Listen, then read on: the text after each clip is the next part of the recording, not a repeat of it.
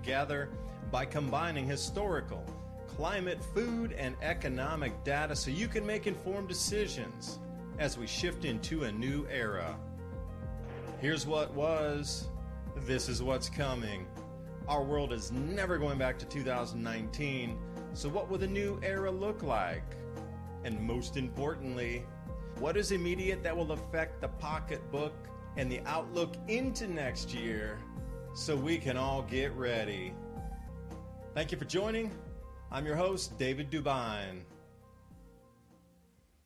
Right along here with Ransom Godwin every Thursday night, 10 p.m. to midnight. Thank you for joining us. Another week of changes, and what a week it has been. Food price will be going up. Now, I just wanted to start the hour, and I'm just going to let Ransom take it, after I make a comment here. But I follow the grains a lot, and I try to make sense of this 400-year cycle, shifting the cloud cells and jet streams to reduce food production, and then all the changes we're seeing currently happening at this moment in our world are reflective in following absolutely to the T the same timeline of change expected naturally. And now, we see what all these events are here. Now, Ukraine's going to stop the grain corridor. See, that was just an open ocean thing, or I should say a Black Sea, but still it's quite a vast amount of open water there. So as it was explained to me, I read Al Jazeera, which they have a decent section through all the different continents on the latest news. And then I scrape through RT also because I like to see both perspectives. And I jump around. I go to like Japan Times, Bangkok Times, these kind of things, see what's going on in Asia and take a look at the news. So I have just about 10 of those that I'll go through, and I'll look at BBC and just see what they have to say, this sort of thing. Straits Times as well. That's a good read down for Hong Kong. But the way it's explained out on the rest of the media is that with the grain corridor closing, with a functional Odessa port area, it's a huge area for loading grains. If that was functional, they were going to try to send grain ships in there with, I guess, American escort destroyers or whatever that would be to escort those grain ships in. And it was going to become a standoff, very much like the Cuban Missile Crisis, on purpose. They say you're going to close the grain corridor, then we're going to send ships in and we're going to escort them to go through, and we're going to go pick up the grain and bring it out of there, Russia. You have not. So then they just completely blew everything to smithereens. So that wouldn't happen. Now, if they try to run a grain ship in where there's no possible anywhere on that part of the sea to load grains, then everybody will see it's a farce. Well, they were trying to kick it up another notch and level today. So you can see where that was going to go. Russia was like 2 steps ahead of where they were going to try to take it by forcing boats through there with military escort. So, Ransom, you can see how each week is moving along and the distractions to cover for higher food prices. And now we're seeing every excuse for higher food prices thrown and stick to the wall. It's unbelievable. About every other article is about food now and crop losses because of extremes in the climate and the war. I don't know. You can see, where do you see it funneling from this point? And Ransom, thanks for joining tonight.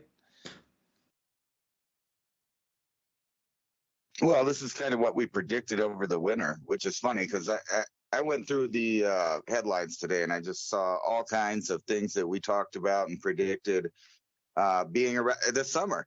And they're trying to trigger this, I've been paying real close attention to this because although I believe it's a theater of war, meaning that everything's being directed in certain ways to look and portray certain things that's going on that might not actually be the way it is on the ground.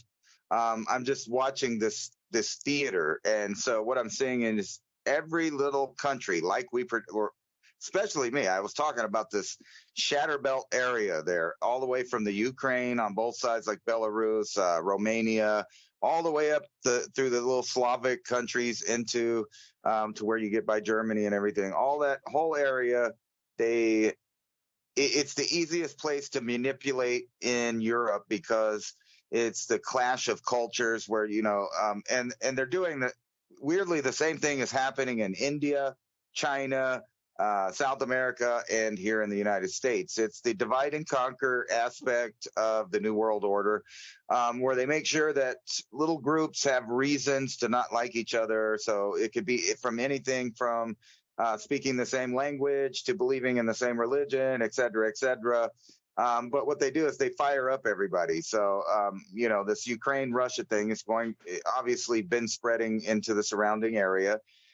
With blowing up the bridge, blowing up the pipeline. There's been so many indicators that they are not going to back off of a World War III scenario.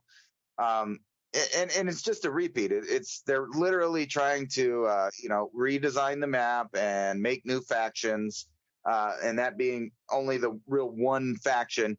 But what they're going to do to really freak everyone out, as you see right here, wheat prices jump higher as Ukraine threatens retaliation against ships going to Russian ports. And with all of the things that we were talking about all the way into last year and the year before, surrounding the nuke plants, surrounding, just the fact that that's like a bread belt area. And what an area, if you were going to pick an area to have destabilization and war, to start starving people. And this is where you would trigger the dominoes to start making it fall, to disrupt the entire world's supply of food. And it starts with shipping lanes. You can't, it's already where they're avoiding it like the plague in the sky. And now with so much stuff going on in the water in the Black Sea and the Baltic Sea, and then soon it's going to be the Atlantic and the North Seas, you could just see this spreading around. And then on the other side, don't forget, we also often have nuclear Russian subs just bouncing off our coast on the side. And remember that Russia has a better Navy than we do. A lot of people forget that their Navy is more technologically advanced than ours. They have bigger subs. They go deeper. They can stay under longer, and they have bigger boom sticks that they can launch out right on the coast. So first, we're going to get into the fighting of the economy, where everybody's taking sides, and you can see that play out with the Brinks and also with the shipment of food here. You're going to see this increasingly being partially the reason, and this is something that we said they were going to use war and disease, if you remember the last couple of years, we'll just say it that way, war and disease to manipulate the food. Just like Kissinger wants to do, use food as a weapon. That's exactly what's going on. And wait till this winter. Let's do some more predicting. I predict this winter you're going to have a bunch of really cold Germans, really cold Spaniards, really cold everybody, because they're not going to be getting any energy from then. And think about it. Somebody, maybe the United States, maybe Ukraine, who knows, blew up the Nord Stream pipeline there, which was a major supplier of energy, which makes things run, which allows people to be warm, and et cetera, et cetera. So you can see the worldwide economy collapsing and the dominoes falling, and we're about to start seeing triggers happening everywhere. And what I suspect is you're going to see some really radical politics in all of the Brinks nations as Western powers try to sabotage and stop this from happening. But it's just widespread. And speaking of things that we predicted, and I don't know if you want to go down the AI route, and then we'll deal with the fake worldwide roasting, hottest planet ever, and all of this garbage that they've been pushing out for the past week because of a minor heat wave. That's not unlike every heat wave that's kind of rolled through the South and the Southwest before. There's nothing alike. Like they're saying, oh my God, there's a record here. But they don't tell you that 20 miles away, it's like, 15 degrees cooler, and it's nowhere near a record. And actually, I'll show you guys a chart here in a minute, but let's get into the AI first. Everywhere is telling you, just like I said, the complete track and tracing of human beings. And you sent me an article that was talking about the palm reading, or the veins, I think it was the veins. But here, let's go down this rabbit hole here. CEO of WorldCoin says something like World ID will eventually exist.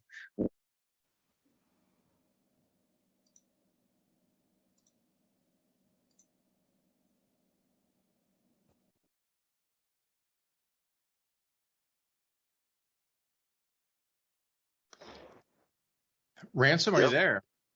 Yeah. Okay, keep going. Yeah, I was going to respond to that that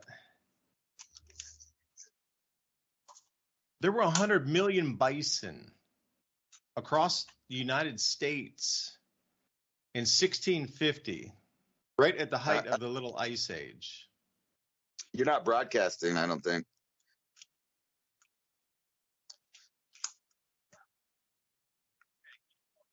Okay, yeah, you are. Okay. It was big delay, sorry. Yeah, but 100 million bison across the United States. Think about that just for a minute. In 1650, in the height of the Little Ice Age, when the rivers across England would freeze, especially the Thames River in London. Like, they haven't seen that in centuries, right? Maybe once or twice a century, but it was every year for the Little Ice Age.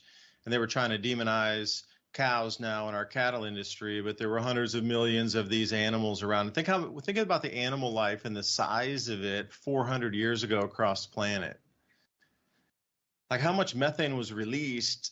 We reduced the amount of methane released across the planet by wiping out the animals and increasing the human population, putting cities and, what we've done. Like, how many bison are there today? Oh, there's like 7 somewhere in a national park. Whoop-de-doo. Compared to 100 million, and then look, all the other countries as well. Like, the amount of vast animal life that was putting so much more methane into the atmosphere.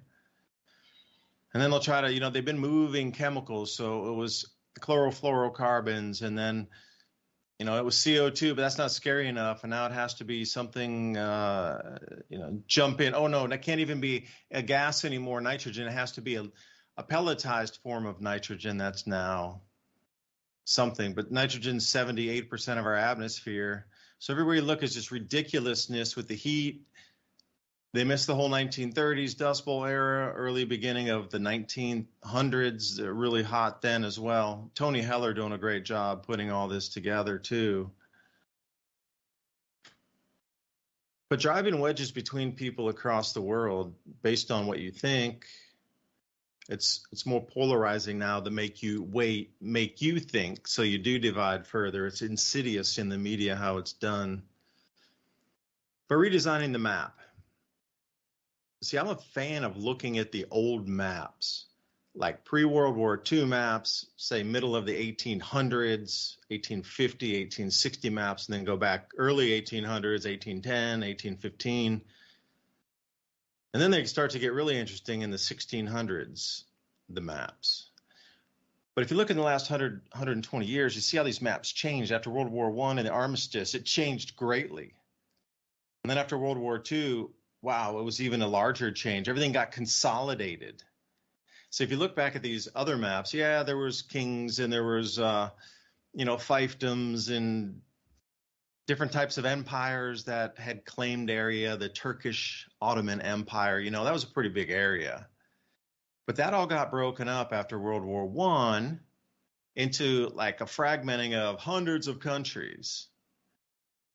But I do believe that what we're seeing now, is going to redesign everything into major giant areas again, because then they can restart the debt economy and debt system once again.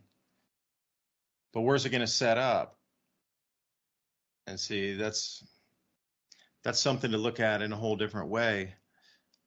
So the old system, the old debt is us. That was the West. Borrow the money, start the factory, borrow the money, get the house, borrow the money. Because every time you borrow money, you then can create new money off of that debt. So why do you think there's so much here? But now it's run its course where no more new debt can be issued. So the system has become kind of stagnant. You're going to have to reset it up in a different way, in a different set of the world. So again, when you're looking at longevity of systems, lifetimes, now you look at fiat currencies, there's been about, 2,400 fiat currencies over the last 1,000 years that have disappeared. None of them have lasted. And I didn't say that wrong. I said 2,400 approximately different fiat currencies across the planet in the last 1,000 years have been used as a reserve currency or some sort of currency for a country in a region and gone to zero, never to be seen again. Kind of like all these junk coins in the beginning of 2017. So we're just at the end of another one to be replaced. Now, see, that debt has run out. But in a contraction, there can also be money made, and then that money taken over to a new area. So, Ransom, I was trying to send you that Deagle map when something happened, and the call dropped, and I had to reconnect everything.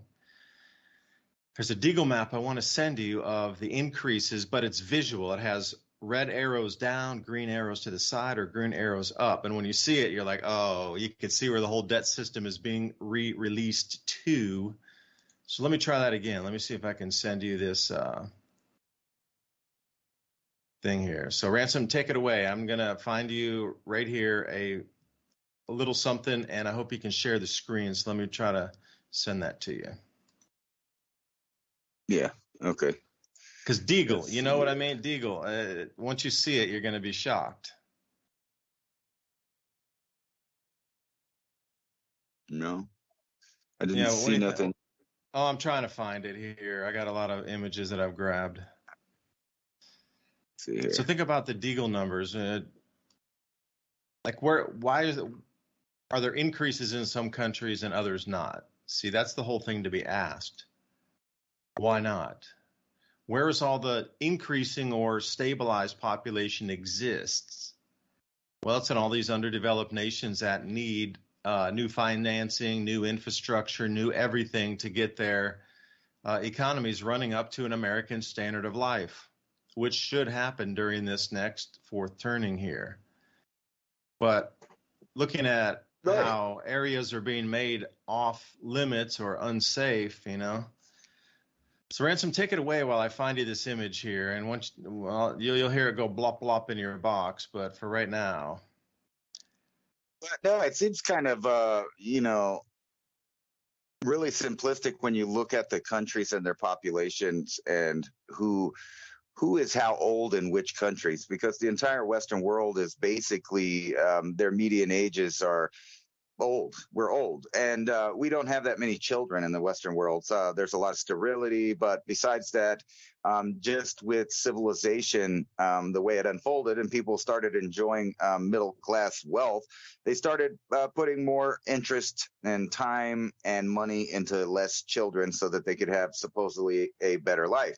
Meanwhile, in the third world countries, they have a lot of children and they don't have a long life expectancy because of various reasons. So it makes sense that the elite would use them up, and I'm going to say use them up because that's what it is, and move them all. Basically, the major parts of the workforces are leaving those nations, and the median age of third world nations is usually between 18 and 25. And those are the workers, and those are the people that are the most also fertile because they might not have taken part in some Western programs that may have lowered fertility. And I'm not going to get into that, but I'm sure people know what I'm talking about. So we're getting into, like I said, we're in the future here. We skip to the future. People don't see it yet. Okay, here we go. I got some pictures. But we're skipping over to what that I predicted. If you look at the front page of Drudge, they're now bragging that AI is going to be writing the news, something I've been saying for years already, that's happening. And they're writing speeches and et cetera, et cetera. People don't realize the level of which AI has now infiltrated their life. And it's we'll get into that in a minute. And it's a lot of people think they're skipping out on it. But from the articles I'm looking at, the biometric state, the technology that they have behind biometrics, you are not going to skip out of their system. It's just numerically, physically, and it's just impossible. You're not going to be able to. So here's these pictures that you sent me here. Traveling without a passport, are you able to do that? Yeah, the one image there is of what would appear to be a toroid field as you go through the block wall, which is going to be somewhere around October of 2024, maybe the 23rd or 24th of October. But that other image there is of the Deagle map. Like the Deagle forecasts were always just these giant spreadsheets of information. Well, somebody put it together now with arrows rising, arrows to the side, or arrows going up, depending on declines, inclines. Declines are red, increases are green, arrow up. So then it gives you a visual spectrum of where all of this new money from the West that's going to collapse into whatever form it will take is all going to be shifted to the green arrows. So from the red arrows to the green arrows is basically what you want to read. So all the money from the West, which is all those red arrows, is all going to be somehow taken and redistributed and removed down to where all the green arrows are to start that cycle of the next 80 years, which will bring that area that you're seeing on the green now to the American standard of life, as the ones in red will reduce down to the African standard of life. I don't know if it's dawned on you that we showed this map last week in the prediction of the nuclear war and where the warheads would hit. You see all those red arrows? That's the places that they showed would be destroyed in a nuclear attack. And just like I said, if you look at those areas in Russia, only the Russian cities are going to disappear, not the millions and millions of acres of pine forest that supplies the world with oxygen. You see those big giant green arrows there.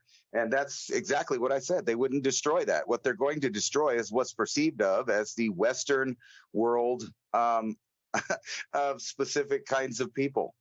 And you can see on this map that that's directly related. Now, you could take another map and show the most heavily medicated people of the world. And guess what? It's also where all those red areas are at. And you could take another map and look at the declining population of certain countries. And guess what? It's going to be on those red arrows. And the same thing on all of these things. The rise in populations are happening where those green arrows are at. You could correlate almost all of the maps. And then when you start seeing this overwhelming web pattern, it gets into what I was talking about. This whole thing is completely driven, planned out, and they're ready for the next phase of it. And they're bragging about the technologies that they're going to use to catalog the people of the world to initiate this transformation of wealth here and the die-off of basically the Western world. So let's see here. Here's this article right here. This is now keep in mind that, you have all these people that think that they're going to be a prepper and they're going to hide and they're going to stay out of the system and, get off grid, blah, blah, blah. This shows you the level of where we're at right here. New home video doorbell has social media powered facial recognition, meaning that the wave of the future is going to have all these Ring doorbells and CCTV cams, and everywhere is going to be wired together with the facial recognition programs, not to mention the programs that can tell you apart with your gait, how you walk. Here's another one. Amazon rolling out new payment tech at Whole Foods stores. And all you have to do is wave your palm across it. Amazon announced Thursday it's rolling out its pay by palm services in Whole Foods market stores across the country, making it possible for customers to use their palms for purchase without a wallet or a phone. Here's this one that you sent me. Companies want to scan your veins to be your access to stores, offices, hospitals, stadiums, and more. Over in Japan, they're about to deploy a pre-crime style behavior detection technology that uses facial recognition and some of those other technologies that I've been talking about for years. Here's another one. Google test AI tool that's able to write news articles. Guess what? That's old news. That's big time old news because I've been talking about it for a long time. So you can see that the inputs in the Western world now are in complete control of the psychology of everyone, and it's a complete brainwashing thing. So it's the end of the nuclear family over here, the end of wholesome human behavior like growing your own food, living on your own private property, living in the woods, et cetera, et cetera, et cetera. All of the things of the human domain are about to be told to people of the Western world that you can't do that you're harming the planet. It's all your fault. It's, the planet's burning up and it's because of you. Meanwhile, they're dangling the carrot in front of the horse, so to speak, meaning the third world country, with all the promises of free goods and free services. Look at us in the Western world. We got welfare. We got help. We'll give you money when you get here. There's jobs, et cetera, et cetera. But it's one big hoax. It's a lie. They're shutting off the energy in those places that they're directing all the people to go to. And when you start realizing that the dead zones are the areas on, let me bring that map map that you gave me back up, because this is a perfect map. So all of these red areas, well, that's the nuclear targets if we have a nuke war. That's the areas of infertile local populations that have a low replacement population, meaning they only had one or maybe two children. So the population rate didn't go up, because you have to have at least 3 children for population growth per family. Or because if you only have 2, you're just replacing yourself and your mate.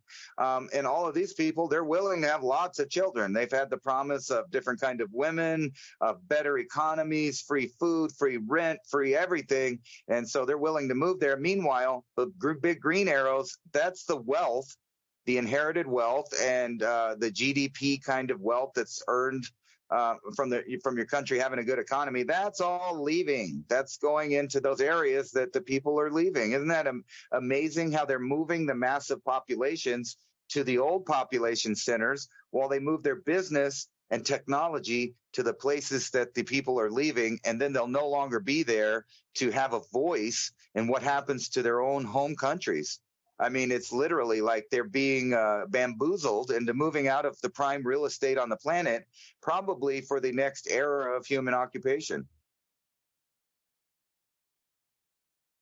And single point extraction grow zones controlled by one corporation that grows it in a zone with no people and is reliant and responsible for the exports to country of choice.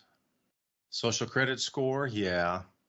I was going to, you touched on it earlier in the program, but when this food thing starts to hit this year and the grains are less transiting around the planet, and some countries will start to go hungry because their rails aren't working efficiently, or it's just too expensive to move it over road from the ports to, where it used to come in by the port, instead of having to run it across the country with a truck or something, which is really inefficient. These countries are going to start pointing fingers saying, you're withholding the food from the rest of the world. That's not equality.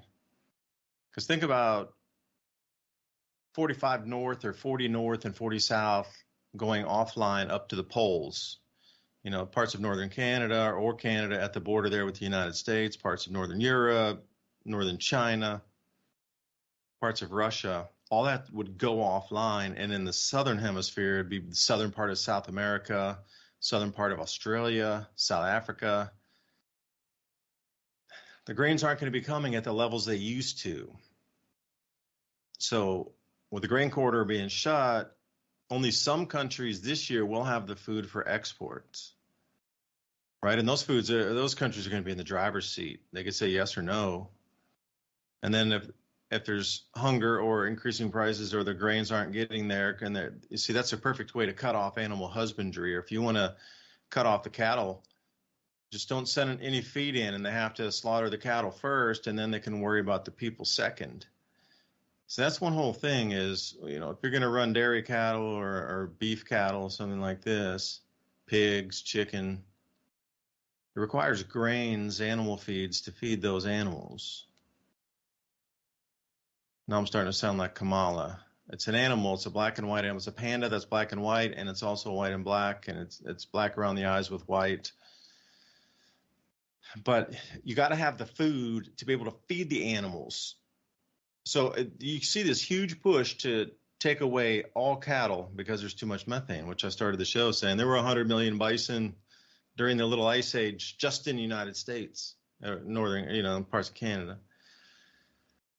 But the reason I bring that up is I was looking at this article about Brazil, and they're going to be a major grain producer, but they're going to lose some production because of the UVB radiation coming from the southern ozone hole, which has expanded greatly after the Hunga Tonga eruption. So the crops will be way thinner in the southern hemisphere as well this year. So I was kind of looking around. I was looking for some things in Brazil, and I came across this article, which I know you're going to like, Ransom. Humans were in South America at least 25,000 years ago. Giant sloth bone pendants reveal. This one goes out of Live Science here.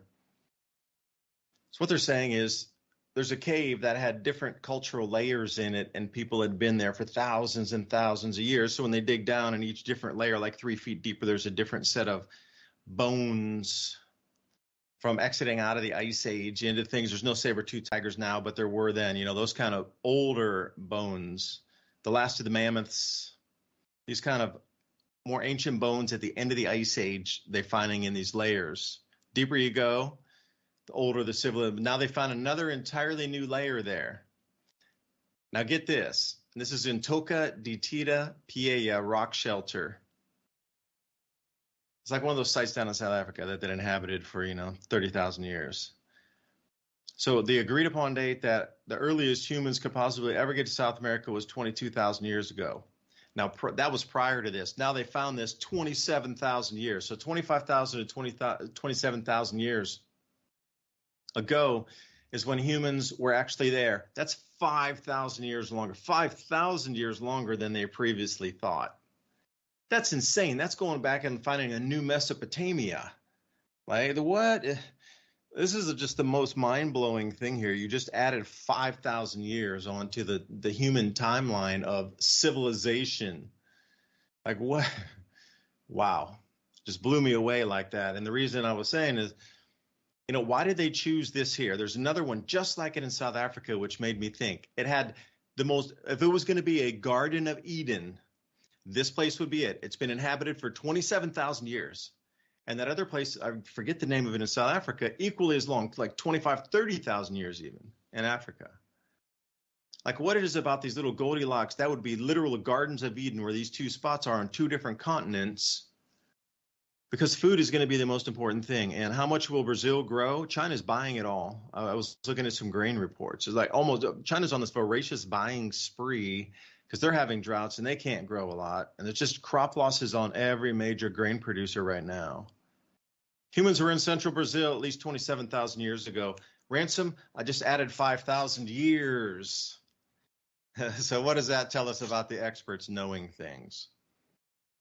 Well, we kind of already, at least on my channel, have been talking about how the entire idea of their Bering land bridge theory was destroyed long ago, even right here where I live, where they found footprints at White Sands, New Mexico, that they first dated at 33 to 35,000 years ago. So they didn't like that date, so they moved it back down to like 23 to 25, but still 10,000 years before they say people, made it past the ice barrier, yada, yada, yada. Obviously, the entire idea of the population of the Americas has been wrong from the very beginning. It relied on the Catholic Church and the Smithsonian for its dates and early on, and then it was dogma, and then you couldn't, people would get in trouble if they tried to suggest things were older. But just looking at places like Pumapunku, Ollantaytambo, and different places with these megalithic stones, obviously put some of them back pre-flood, pre-Diluvian times. And, think about it. If there were people running around eating giant sloths in both New Mexico and Brazil 25 to 30,000 years ago, obviously they had 10,000 years to develop culture here. So we don't even know who those people were, for one, where they came from, which continent, which also screws up their whole idea of, their theories about how man spread out. Because think about this. 27,000 years ago. Do you know it's 35,000 years ago that they put the first modern anatomically correct human being, the Cro-Magnon, walking around no different from a European. And then, they're trying to give you these theories about out of Africa, but it seems more like human beings of different types, different species, have been walking around the entire planet for millions of years, not tens of thousands, but millions. And we can prove at least hundreds of thousands with different, rock tools and different things from Asia and all over the world. So we know that the entire history that they have given you in school is wrong. They're slowly getting around to admitting that the world was populated up to 30,000 years ago, right here in this article. And right here where I live, there were people, there's lots of these footprints that were left in the gypsum sand. And you can see that animals were crisscrossing, these Pleistocene animals, giant animals. This is a whole nother world that you can't even imagine, where people lived with dire wolves, cave bears, giant sloths, I mean, et cetera. There was kinds of armadillos in South America that were the size of a motorhome, things like that could carve out the side of the rock. And now we're linking humans to being at this time too. So they were living all over the world with these giant animals. And not only that, they were processing these animals. So we're talking big populations. There's some really new work going on in the Amazon forest where now it's starting to look like big, giant portions of the Amazon forest were permaculture designed from scratch, where they removed the local trees that were there and replaced them with nuts and fruit trees. And some of these things are going back into the tens of thousands of years. And we're talking complex civilizations, not a bunch of cavemen going around chipping rocks and, carving stuff with chicken bones. So it puts a new twist on the entire history. But yes, this is kind of where it goes. Now, how did they get here? Well, they probably didn't just walk down the coast. They had boats. There's evidence of boats all along the west coast of the United States in the Pleistocene times where people were in boats and they were making hooks, all kinds of unique utensils and tools to adapt them to the sea life. And not to mention right around the Catalina Islands, there's an entire island where human beings that were almost 6 foot tall were living. And it's seemingly farming little miniature mammoths, small mammoths that they had trapped on the island and using them for meat. So there's an entire world that they're hiding from human beings. And it makes you wonder, why is that? Now, think about this also. 27,000 years ago is only, 1,000 years before the precession of the equinox repeated. So they would have already had to been keeping track for 25,000 years before this of the heavenly stars and the precession of the equinox to even know what was going on, or we wouldn't have things like the Olmec calendars or the pyramids that you find in Central and South America that are these cities are now said to be Mayan cities, but it's increasingly looking like there was many civilizations before them. The Olmec is a name that they gave to people that we don't know who are, and we don't even know if they're the ancestors of the Mayans or not, or they were even related to them. What we do know is that they had a calendar that recorded the precession of the equinox. So that means there's a direct link to a 52,000-year history that came all the way up into the time of the Spanish and the Smithsonian, who repeatedly, baffled everybody with BS on their theories about who made it, disregarded the Native Americans' tales, myths, and stories about how they were created, and covered them up completely. Like many of the cities in the East used to be mounds that were built by the red paint people or Clovis people, who knows. There's probably been several waves of different people from not only Europe, but Asia coming into it. And there's a lot of people theorizing that even Africans reached South America at one time. Nobody actually knows who the different people were because they didn't leave bones and DNA. But according to the Smithsonian, everybody came from China and they all came down the Bering Land Bridge, which was always preposterous when they talked about it in schools because they only gave them a time period of 250 years to make it from North America all the way down to Tierra del Fuego or whatever it is in the bottom of South America, where there's evidence of occupation for close to 10,000 years there. Yeah, but since I was in the ancient history section here, ancient Chinese relics point to unbroken cultural links that began 1 million years ago. And that, what's so interesting is that, where their last layer in that. So they go back and they name several sites: Liantian Man, Dali Man, Huanglong Man. This is all discovered in Shanxi. So it's a bunch of different sites that have been cataloged over. These sites were at least 1 million years inhabited. So there's several of them. It's not just the first one they found. So it goes into this one had the latest stone tools at the site were dated 30,000 years. And then suddenly, whoosh, it just stopped being inhabited there until recently, say 7,000 years ago or so. So what is that drop off date right there? That's a huge thing because, the precession of the equinox, if you would have gone through that termination point of the cycle of the rebooting, the reset, the noticeable change from one cycle to the next. And so I'm wondering if it's an equivalent amount of change through each of the zodiac signs, and it just continues, like some are more amplified because we're in a more energetic, dense part of space. Some of them have more debris coming in because it's just more debris dense region of space with the lower magnetic field that allows a lot of debris to come around and hit the Earth. I mean, is it all equally like that, or is it just like a clock thing where the cuckoo comes out, bing, and there's this, something that's orders of magnitude, like a really heavy, powerful cycle that's built into that? Or is it more of an equivalency of pretty much it's the same amount of change, but what we were used to, it's, cataclysmic change, but, each time it is normal. That's what I'm wondering coming out, because this specific date of 30,000 to say 27,000 years ago seems to be another boundary point of cultural layer after cultural layer. When it comes through the 1 million year, 1.1 million period here, prehistoric hominids, Nanluo River Valley and Shanxi. Okay. How many of these cycles have they been through? Go back, we'll make it even math, and we'll go even. I know it's Ransom. I know I got to split a hair with you. I know it's not 27,000 years or 26,750 years. I just want to use 25,000 because it's easy math. So you get 4 of the cycles in every 100,000 years.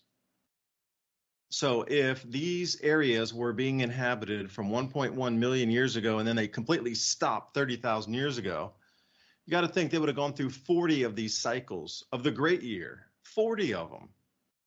So they pretty much would have wired it in with the plant harvest days, how much the weather's going to change, what kind of shifts would be expected. But it's weird that then they just stopped inhabiting the site.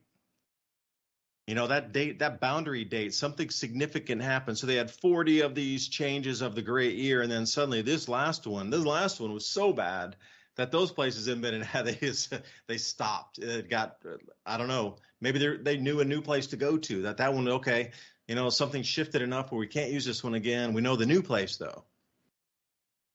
So I wonder if the green arrows are the new place.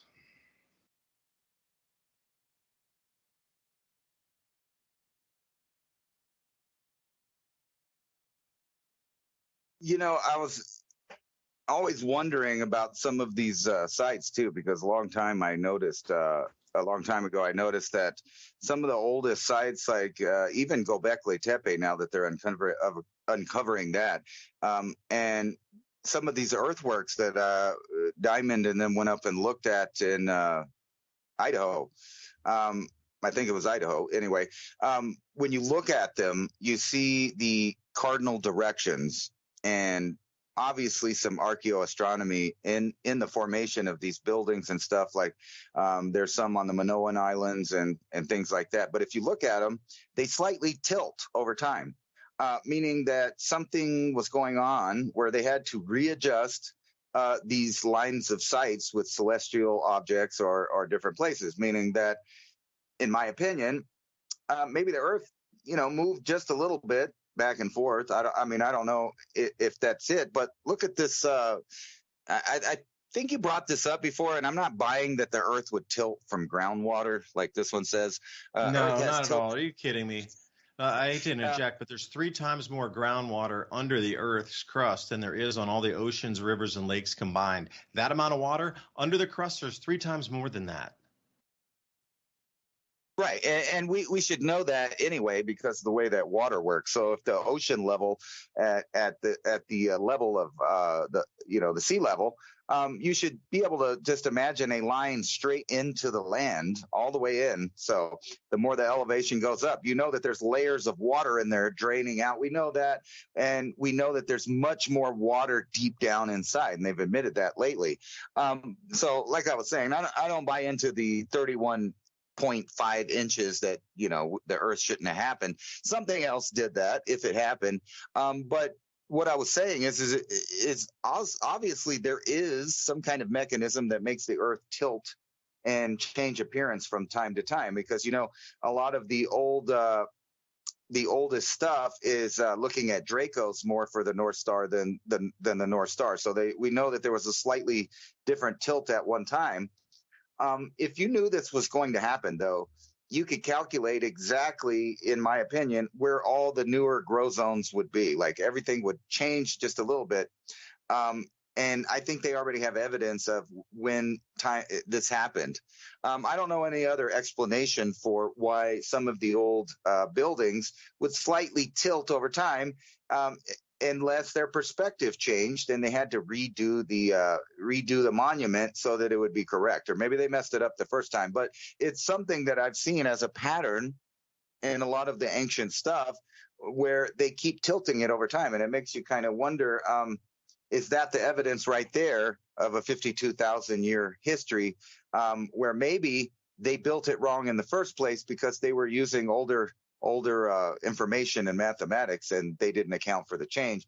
Kind of like, you have all of these people in the Western world that use Western astrology, even though that's based on the stars, 2,000 years ago or so. So it's not even somewhere the lost in translation happened from the Vedic astrology that was actually keeping track of the moon, the stars, and all of the stuff, compared to the Western astrology that just kind of pays attention to the 12 zodiacs as they were 12 or 2,000 years ago.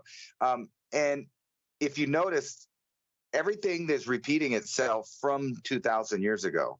And kind of, I was talking to my son about this because he's kind of asking, why they do this, why they do that. And I was pointing out that 2,000 years ago, they got rid of the old pantheon of 12. So they were trying to get rid of people paying attention to the importance of the precession of the equinox. And it got turned over more to an anecdotal kind of thing, like the astrology is. And they tried to hide the real true meaning of that, which is that people have been keeping track for a really long time of astrology. And that's why we pay attention to the zodiac. So they changed over to a monotheistic God, which was perfect at the time to conquer Europe and, pull everybody in and unify it. And now we're 2,000 years later, we're at the end of the two fishes Jesus era into the Aquarius. So you're going to see institution after institution rebranding itself, destroying itself, and kind of rebirthing itself with a new name. And I don't know if you remember this, because I think I was talking to you when it happened. When I saw one of the first little Antifa riots, the little leftist Marxist riots, finally tear down, what's the guy's name? I always get a brain thing right when I think of him. The Mason, Southern General Pike. Pike, yes. God, I don't know why. Every time I think of him, I lose it, I guess. But anyway, when I saw them knock over his thing, I knew that the kind of Masonic message was approving of the Marxist changeover of civilization. It was kind of like a message. Because every other time there's ever been any kind of riot or anything, no one has ever touched Albert Pike's statue there. And everybody has always known that he's been a Confederate and a Mason, and he's the only Confederate general to even have a statue and his tomb there in Washington, D.C. And they protected it for a really long time, but then they let it fall along with the founding fathers of the U.S., which is a big message that they are ready to change over to the new thing. And I'm going to put up that map again because, I didn't even know what you were talking about till you sent that over here. Oh, that's the wrong one. That's the one that's showing how hot it was in 1930 versus right now. But back to this map, because it's like perfect right here. Though you see those countries with the states and countries with the red arrows going down, that's the ones literally that they're trying to take down right now. Even there in the Middle East there. Saudi Arabia, I think, is going to reform into what Turkey is creating, which is a new Islamic state. So we're going to see a new manifestation of the Ottoman Empire forming, and it's going to take a lot of Europe with it when they redesign the lines here.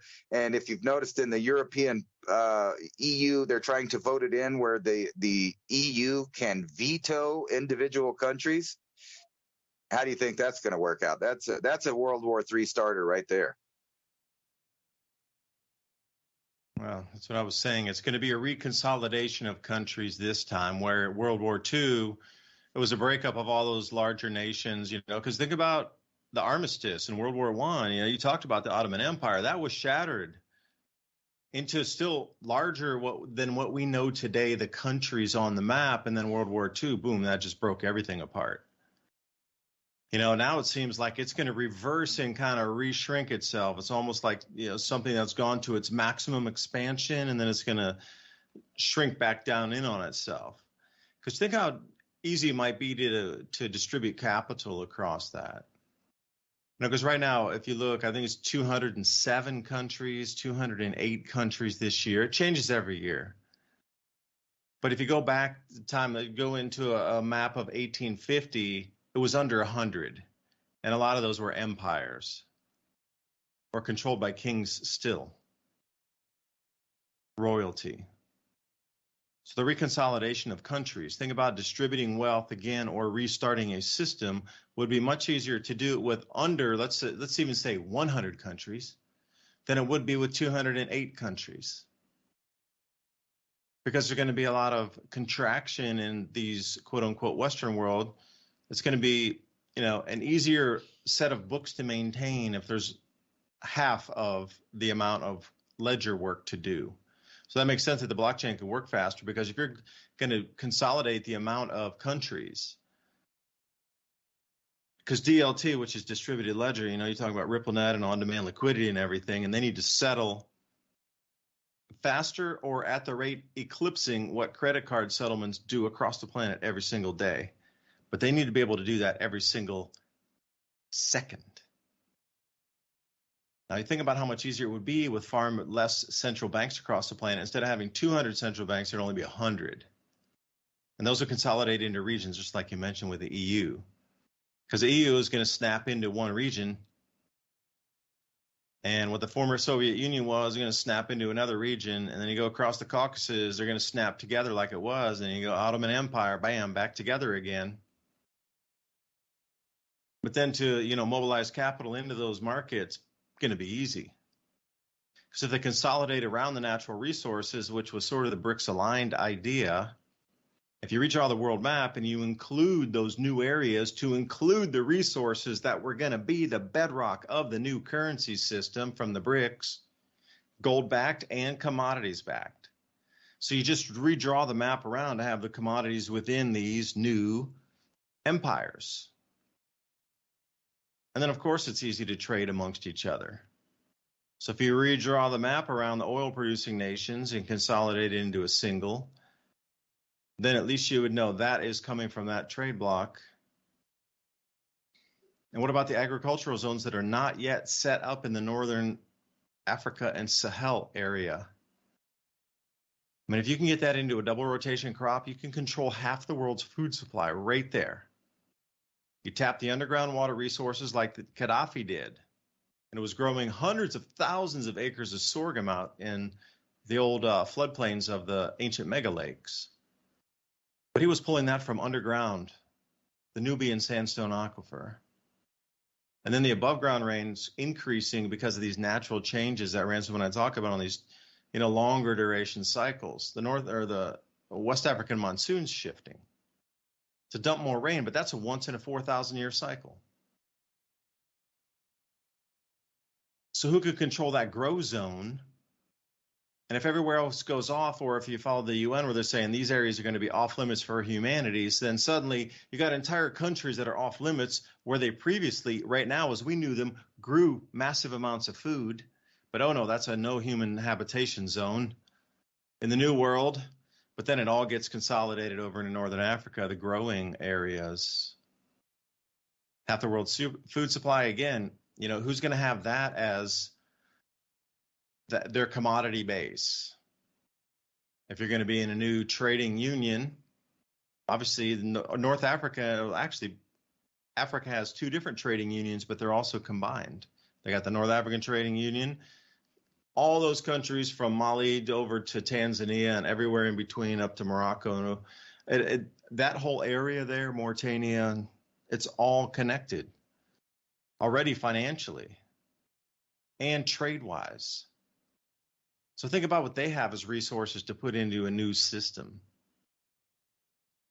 Irregardless of double rotating crops on top of the land there and all that infrastructure that would require and all the investment, and like you could build an entire new economy for Africa just by setting the grow zone up there. And the amount of people that would need to go to work and the amount of all these, engineers and workers, construction workers, repair people. And then once it gets growing, you're going to need the machines and the repair parts and all this thing if you're going to keep it in the agriculture like we do today. I mean, just that zone alone would grow more food than Canada and the United States combined, if that puts it in perspective.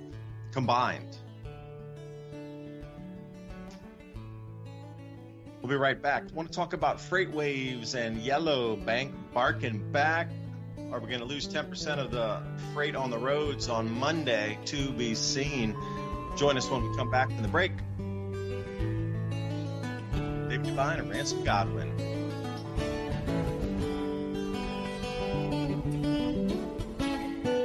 You're listening to Revolution Radio at freedomslips.com.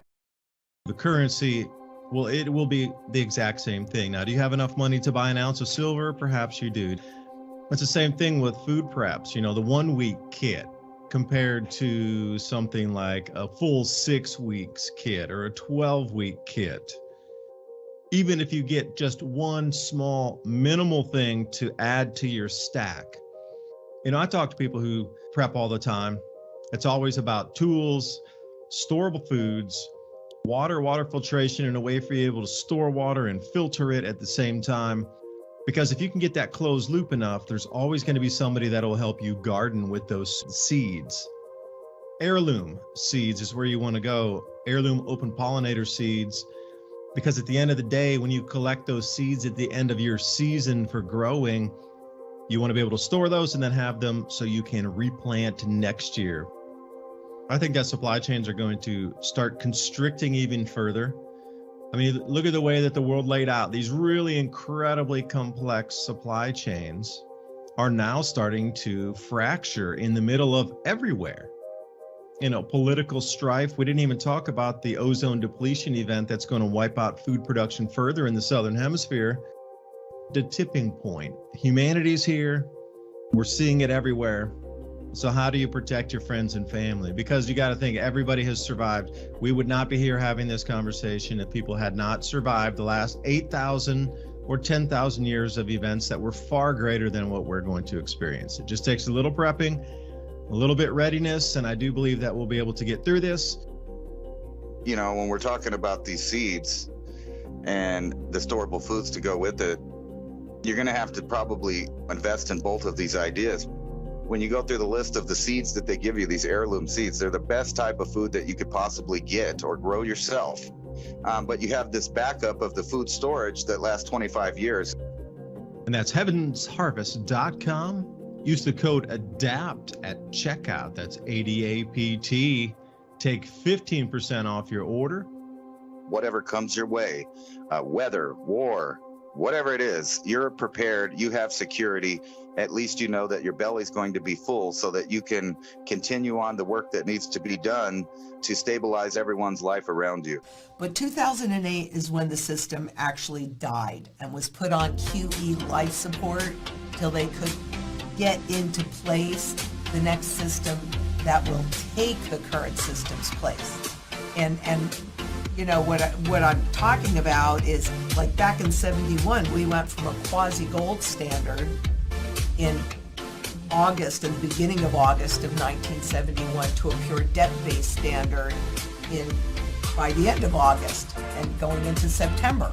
People didn't realize that anything had changed, when in reality everything had changed. And we're at that same juncture right now where everything has changed.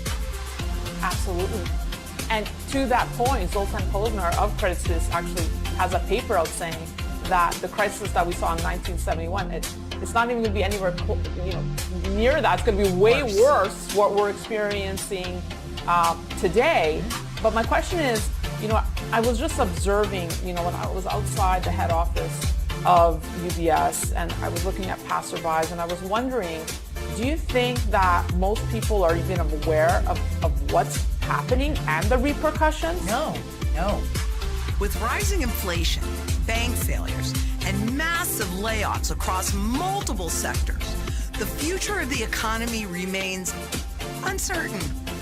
It's no wonder the central banks have been getting prepared by stockpiling gold. At ITM Trading, we have spent over 27 years building a team of seasoned researchers and analysts who can help you prepare for any financial crisis.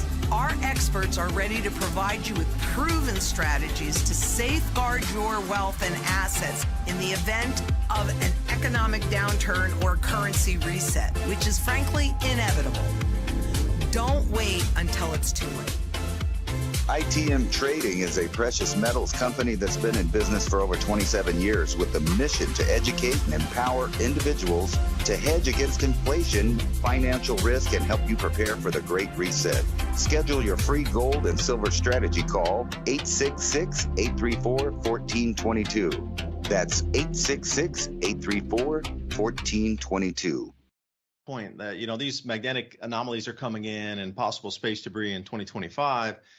And a lot of this infrastructure we're seeing now can't be salvaged. There's going to be a lot of, more earth changes, volcanism, and earthquakes coming in through the next 2 years. Just based on magnetics alone and electromagnetism, this cycle we're going through is going to be a huge amount of, larger rumblings, shall we say. So I was saying, a lot of this infrastructure is not going to be even usable or repairable. We're going to, have to let it completely move to where it's going to move, and then we can repair it after it stabilizes again. They're somewhere like 2030-ish, 2032, after we go through this magnetic field anomaly here. And I was saying, the collapse keeps happening. These systems never got rebuilt back. Like, where did all these C-class CEOs and CFOs and COOs, all the company people, where'd they all run to? Like, the enormous amount of bankruptcies and business closures of the corporate level, thousands, plural, and thousands of them just are gone. And I look at that, complete destruction, wipeout, and contraction of the economy and business during COVID. And I say, why did we not ever try to build it back? See, that's a question that everybody should be asking. It continues to shrink to this day, and more so. And nobody has plans to try to build it back and, try to restart the economy and get these jobs back and start this. No way. It is going the complete opposite direction. Complete opposite direction. And then here, the reason I wanted to start that segue is Yellow Corporation, which is a less than full carrier. Like, for example, Dollar Store would use them because it's less than a full load. That's their niche. If you didn't have 100% of one thing, like coming from any factory, you're generally going to have a full load because it's that product in the truck moving. But if you have deliveries to 10 stores or something, you would use Yellow, and they would deliver to all 10 different stores. Although it's not just one truck directly from a terminal to another terminal, completely full, and it moves from one place to another place. So that was Yellow's niche, was doing that less than full truckload route. And it's 10% of full American cargo. So out of all American cargo moving across the entire United States, 10% of it's this company here. And it looks like they're going to be going out of business or completely halted on Monday. See, what they do is they own the Teamsters, which is a union, workers union. They owe them and their 20,000 Teamsters that are employed by Yellow. They owe them monies for insurance, and they just can't. They don't have enough working capital to do that. So they're asking to defer payment for 2 more months. So these Teamsters are saying, wait, you're not going to pay our insurance for 2 months? What? You're going to withhold what? It was all this, inclusion in withhold payments. So they're like, we're going to stop. We're just going to stop. So Teamsters issued a strike notice to stop all work on Monday if the payment is not made. And they're looking for, $137 million for the first round here, but that's all the cash they had. And then there was another $100 million in cash that they wanted. And it would be total $1.5 billion, but the company doesn't have it. So they're like, you can hold on and we'll pay you later. or we can just stop it all and nobody gets paid anything. And this 10% of our American freight just collapses and it never comes back, because they were already talking about auctioning off the terminals that Yellow held. That's already in the works. If this strike goes on, they will never come back from this. And that was the whole thing. This is one of the most important news stories brewing through the weekend. If Yellow Freight Carriers goes offline, and it goes off Monday, they will not come back as a company. There's going to be abandoned cargo laying all over the place and insurance claims on that cargo, which will stress even all these other insurance claims on the insurers for homes and health and all these things that are seeing massive run-ups in their claims. And then they're going to start auctioning off all of the properties that were owned by Yellow Corporation. So they're looking to the private carriers or just, private truck owners to try to jump into, take over. But this is a well-oiled machine. You just don't have, I don't know how many exact drivers are involved in this, but that many individual new truckers coming in to try to streamline deliveries. So let's say they're working with 50,000 trucks that are going out less than full container load and 50,000 different routes to different stores. So they need 50,000 new drivers that all know how to drive a semi, don't get me wrong. But now they all have to learn how to load and get the routes and who's going to wait in line and how's all this going to work across the entire United States. It's going to be months before that ever gets functioning smoothly again. And then UPS, because it's also Teamsters, is going to go on strike. Now, that's not a guaranteed, but seems like everywhere you look, there's something in progress. Now it's labor against actually having a job of a company. So for me, I'm a little bit baffled on this. I understand in the old days being super hard, but we're in a collapsed ED economy, and they want to make it like it was back in the 1990s when they can pound on the table. Like, we're at this point now where the systems are starting to break down. So Revolution Radio, thank you for letting me talk about this with Ransom, because some of our channels, you can't even share my links on Facebook anymore. There's things like this happening. Off the Adapt 2030 channel, you can't share those. Oh, especially the Brighteon ones or the Brighteon TV episodes. You can't share that on Facebook. They won't even let you put the post in. Same with Twitter. I can't. They're like, oh, it's an unknown site. But if you put in some of my YouTube videos, you can't share the feed on Facebook either. So thanks for letting us talk tonight. If you appreciate that, revolution.radio in your web browser there, consider a donation. But Ransom, what happens if the work stoppage occurs Monday? Then what happens to our already vulnerable complex systems? You'll beg for the AI's help, and all these companies that are pushing AI trucks who have been driving on the roads and being okayed by the government for some time now are going to take over that role. They're going to take over that role because they don't have to pay anyone. They don't have to worry about strikes. They don't have to worry about people not working. They don't have to worry about any of that. But first, they'll give you a big, like they do everything. There'll be a big emergency that, people will be clamoring for the AI to help them to get their groceries. That's what all of this is basically going into, is from policing to how you get your food on the table. They want you to accept this entire dystopian security grid in the name of safety and sustainability and stability and all of these other things to protect the environment. And think about that. You were mentioning those millions of bison, and then they try to convince people today that their hundreds of thousands of cattle on their ranches are destroying the planet. Obviously, that's not true. But I just had this weird vision because I've been doing experiments here, totally off of out of the way of this AI thing. But I do think that's what they're going to do with all of the delivery services. It's all going to be converted to AI, and that way they'll have a total stranglehold over all of the economies, all of the products, so that you have to depend on them to get anything. And it's going that way not only from just products that you want, but down to the meal that's being delivered to your home. And all of these little apps and trends about food delivery, there's a whole generation of people that don't really even know where the food comes from. And now they're going to be tracked and traced to a degree that people just cannot imagine. And they can't imagine it because they can do it while you naively live in 1990s, while you think the world is in a 1990s or early 2000, just like the Matrix. They're convincing you that everything that you need is stuck. For some reason, there's no new innovation in the fields of increasing humans' potential on Earth or making life easier.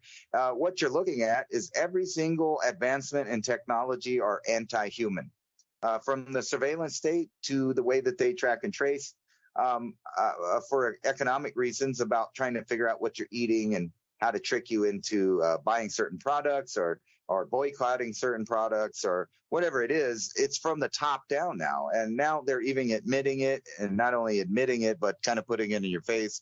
Like I was saying, front page Drudge today, AI to write news, dawn of new journalism. But they've already been doing that. So every little program that they got from now into the next century is going to be so technologically controlled with every aspect of how to control a human, from the science that they figured out about our behaviors to how to manipulate our mind, to brain, all of these advertising type things. They're not advertising like a better product. They're advertising that, if you behave a certain way, you'll buy these products. And if you buy those products, then you're evil. You're evil because you don't want to eat meat. And did you notice that they also approved cloned, or I shouldn't say cloned, I guess it has to be cloned. It's lab-grown meat, chicken. So that's going to be popping up at places all over. And what they're going to do is slowly introduce that into the diet, just like they have everything. So when they came out with aspartame, it was supposed to be great and help people and blah, blah, blah. And then somehow it got in almost all the products at the grocery store. And now, finally, roundaboutly, the government and the WHO and everybody's, that might, it just maybe that's a carcinogen, just maybe. But too bad it's in all the products now. And you think they're going to take it out of it? Think again, because people like Donald Rumsfeld and people like that are the ones that own the companies that came up with these things and got their buddies in the government to approve them. So we're way beyond those days of aspartame in the product. So now they have a complete monopoly on the food and what they're going to do with it. And there is a war coming over food, I think, at least an economic war, about who's going to offer real food versus the people that are going to continue to lie to you and tell you that they're selling you food when what they're actually selling you is biotech. They're selling you biotech with probably intended purposes and unintended consequences in this transition of the human species, because we are being taken out, and that's what everything is pointing to. So get ready for the ideas of cluttered cities. And remember, in World War II, they named them. It was called the ghetto. They came up with that word, and you notice how the rest of the Western world took that term and put it on poor neighborhoods. So first it was a little controlled area where they locked people in it, and then they kind of moved that word away from the idea. Now it's just the area where poor people live. But in the near future, it's going to be a place where people are also locked in it again, where you can't go from this zone to that zone because you don't have the appropriate palm print or chip or credit score that's associated with those biometrics technologies. So we know now, you can't go anywhere. Just a basic camera can connect to algorithms on the other end. So it doesn't need to be like special cameras and things like that. They can use these algorithms to find people. So you're not going to be hiding. You're not going to be off the grid if that's was some of your imagination about being a prepper, that you would just grow food and hide. You're going to have to deal with civilization. So the only way out of that is for massive numbers of people to say no to these no programs. Say no, I don't want a palm scan, and no, I don't want to have facial recognition unlock my phone.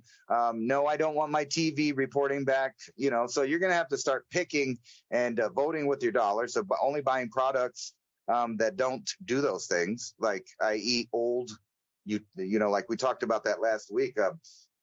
There's going to be a new market for people just trying to have regular appliances that don't snitch to the government on what they're doing when they're home, how much energy they use, which products did they buy or not buy, and are you keeping illegal foods in your refrigerator? What if your refrigerator told on you? Not to mention there's a smart toilet that analyzes, what you let go of. So people don't understand the world that we're going into. They only understand the old world of suffering, and that's what they're going to keep giving us as a fake reality. And if you don't believe me, just turn on the TV and switch to one of those channels, ABC, NBC, CBS, and CNN, Fox, BBC. You pick it.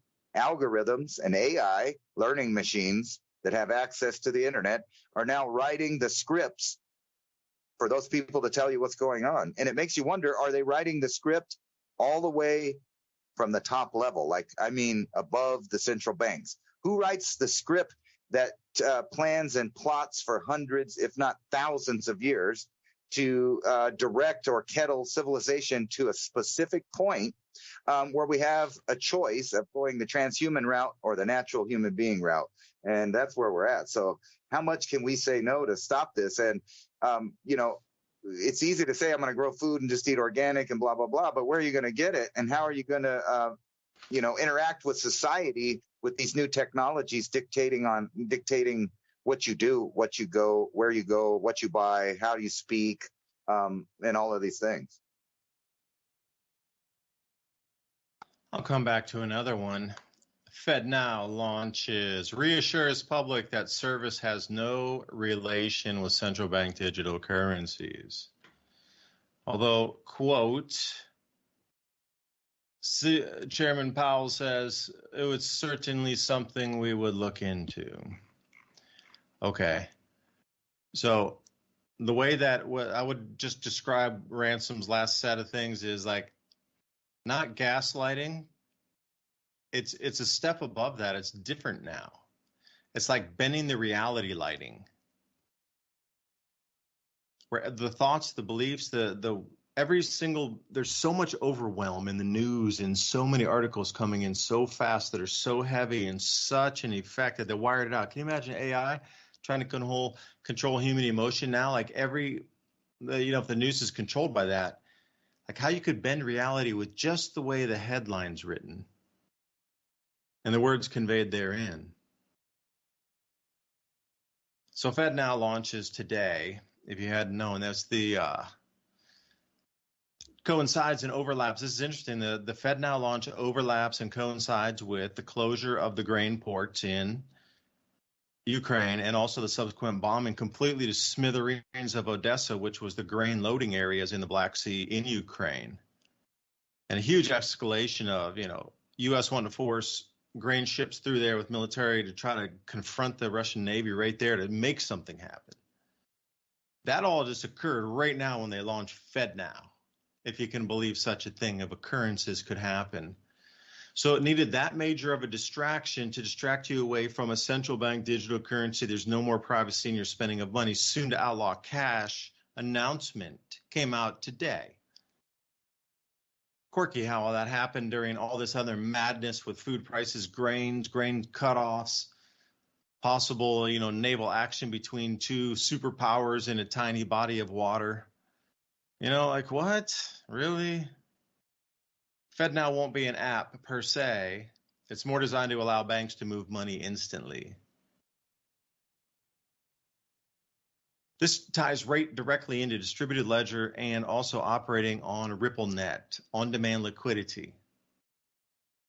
So see, they're partnering, and the FedNow has integrated with others. They're not actually XRP, the coin.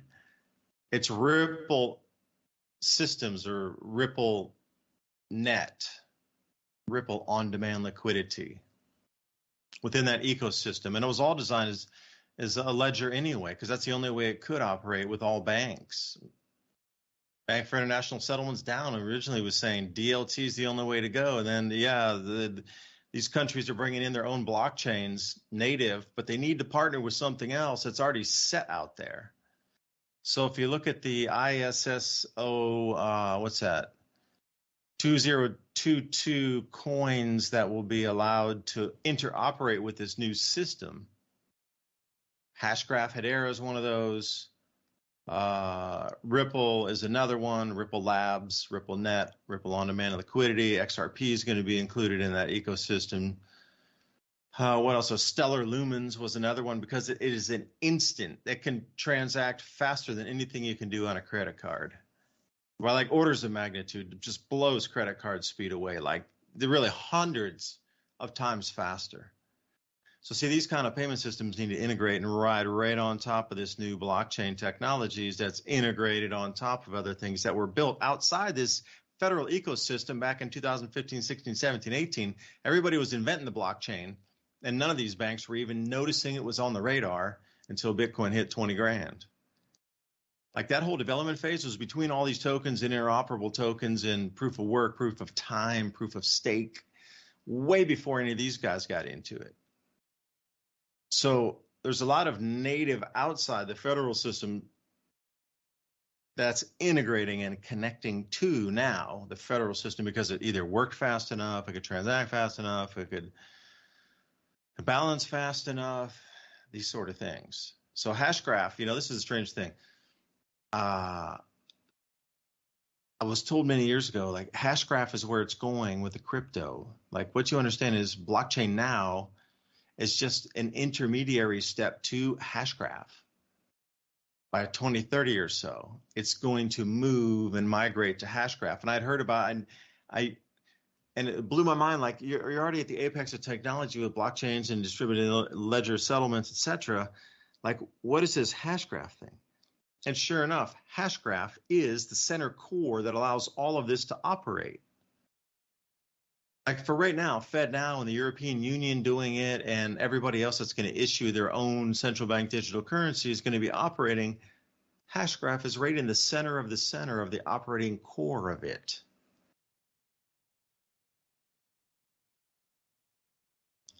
They're just going to use it to do instant payments between banks currently. But as well as I do, they say the Fed says all 10,000 or so participating banks right now that, participating in the Federal Reserve Insurance Corporation Program or the FDIC programs, et cetera, anything that's involved in banking that comes in the United States, approximately 10,000 or so banks can join FedNow if they want to. Now, are you kidding me? AI just rolls out and you have to use AI to even stay competitive. Like you're going to have to get on the FedNow system as a bank to even remotely stay competitive, even at the most base level to get in on FedNow using blockchain. If you don't, and you're still going to stay on the old system that requires 3 days clearing it, are you kidding me? Or even overnight? Come on. They're talking about fractions of a second, like 1,000th of a second. Think about that. Cutting down to settlements of 1,000th of a second. And think about the interest payment on a 10-second loan compared to 1/1000th of a second loan. What the interest payment difference would be. That's what that whole SOFR conversion is about, is to rock this thing down in where you can go 1/1000th of a second on a loan, literally, all the way up to like 1 day, 1 week, overnight repo. Think about that. 8-hour loan, what would your interest rate be?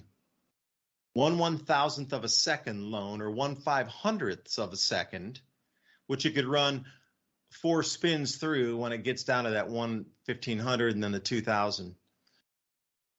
1/1000th of a second, 1/500th of a second, 1/100th of a second, and then you get down to like the 1/20th of a second, 1/10th of a second, and those can be arbitraged through the layers down into like 1/1000th of a second. So this is where the new scraping of everything is going to come into, is you can take it down. And I've seen some protocols that will possibly, and I'm just saying possibly, allow you to go 12 digits deep into the amount of time.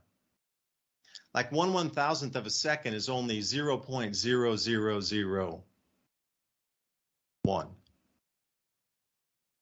It's only 4 digits deep. Like they're talking on some of these protocols going down 12 digits down to allow them different interest rates at the different amount of time for the borrowed money down to that quadrillionth of a second, literally. And this is the new system they're setting up, and they're saying it has nothing to do with your personal finance. It's just for moving money instantly right now, the FedNow program. That's it. And they even have a catch. So you know right away when Federal Reserve, this is off the Federal Reserve Twitter, is FedNow service replacing cash? Is it a new central bank digital currency? Watch the video below. So they're already trying to push it so hard that it's not. And they even have a screen before, you could put your own graphic up there on the screen before you play the video, like whatever, catchy picture, get people's eyes. Here they have a Q&A on the front image before you even play the video. No, the Fed service is not related to a digital currency. The FedNow service is a payment service of the Federal Reserve, making available for its partner banks and credit unions to transfer funds for their customers. Now, wait, I thought I'm a customer, but they're saying it has nothing to do with the populace. It's bank to bank. But in the first paragraph, when it says no, credit unions to transfer funds for their customers, then it brings it down into, all right, the customer's now tracked. It's not just the bank getting money.